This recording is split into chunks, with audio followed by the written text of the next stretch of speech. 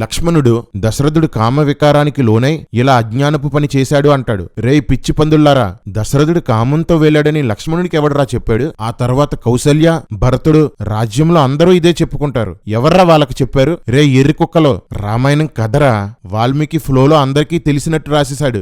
దశరథుడు ఎప్పుడూ నన్ను బాగా చూసుకోలేదని కౌసల్య అంటుంది. కాని పిల్లల కోసం వచ్చిన పాయసంలో సగం కౌసల్యకే ఇచ్చాడు. ఆమె పోషణ కోసం 1000 గ్రామాలు ఇచ్చేశాడు. లక్ష్మణుడు కోపంతో రాముడు చాలా నీతిమంతుడు, రాముడు చేసిన దోషం ఇది అని చెప్పిన వాడిని నేనింతవరకు చూడలేదు అంటాడు. లచ్చా, నేను చెప్తాను కదా.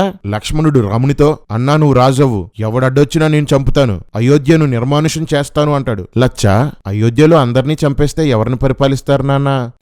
మన తండ్రి దుష్టుడైపోయాడు, అతన్ని చంపేద్దాం లేదా జైల్లో వేసేద్దాం అంటాడు. ఎవ్వడికి వాడి తేడానే, తండ్రితో సహా అందర్నీ లేపేస్తాడట. లచ్చా, అంత కోపం ఎందుకు మచ్చా?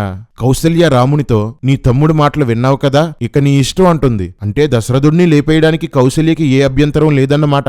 ఎంత మంచి కుటుంబమో, బంగారు కుటుంబం. మీ ఇంట్లో అందరూ ఇలా వంకరగానే మాట్లాడతారా? తిన్నగా ఎవడో మాట్లాడ్డా అనుకుంటా.